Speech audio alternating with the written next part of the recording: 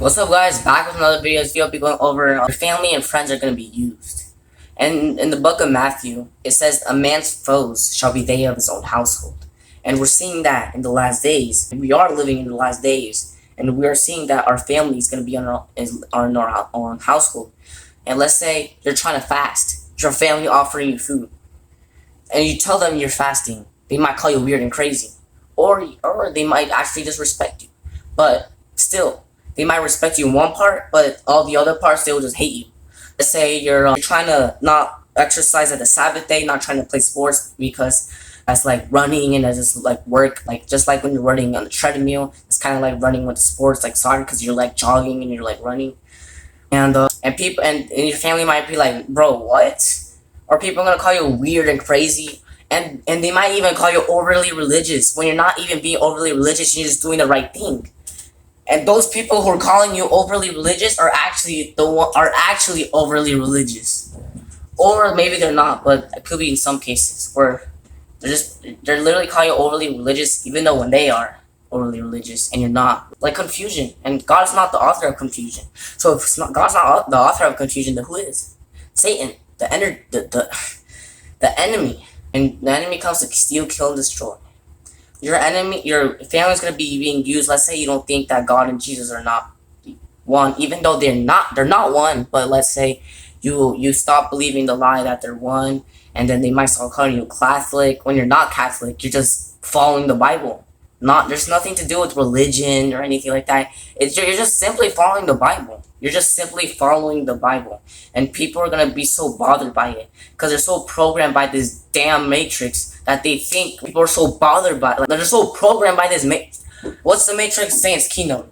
And Satan's kingdom, whoops, sorry. People who don't have the Holy Spirit, they could be potential enemies, and they could be used by Satan to get to you. And if those family members are persecuting you, most likely they don't got the Holy Spirit. That's like discernment. Like, they don't got the Holy Spirit, and they claim to have the Holy Spirit. Or, well, if your family does, claim to have the Holy Spirit, but let's say you actually got the Holy Spirit and you're walking and you're following the Bible, the truth, and now your family is persecuting you when you're doing the right thing. Do they actually got the Holy Spirit? Do they got the spirit of truth or the spirit of error? Which one do they got? I think the spirit of error. And so keep keeping God's 10 Commandments, because if you keep God's 10 Commandments, you'll be blessed. But if you don't keep God's 10 Commandments, you'll be cursed. Let's say you feel like watching the websites, just don't. It's not worth it. Don't watch the websites. If you do fall short, don't try not. Don't even watch the websites. If you fall short, I'm not recommending because Kevin Hope said to fall short. I'm just saying that it's better to fall short without watching the websites, because watching the websites is just so corrupt. Like, you don't want to watch the websites. If you do fall short, don't fall short like that. But don't even fall short at all. Well, we all fall short, but don't try to. Or like, don't please, like Kevin Hope said, I can fall short, so I'm just gonna do what he says. No, don't. That's not what I'm saying. I'm saying that just avoid falling short, and try avoiding it. Try avoiding. But like, we all fall short. I know we all fall short. Romans chapter 3 verse 23. For all have sinned and come short of the glory of God. And if a man says he's without sin, he's a liar, and the truth is not in him. That's not in Romans chapter 3 verse 23, but it's in another verse in the Bible. But like, I'm saying that, like, try avoiding sin. Avoid sin. If you fear God, you will try to avoid sin. You avoid sin. Yes, the flesh gets the best of us when the flesh is weak. But we gotta, like, when we get up.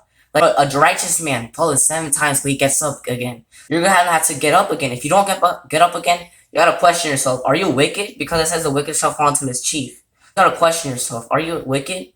So question yourself that. And thank you guys for watching, and I'll see you guys next time. Peace.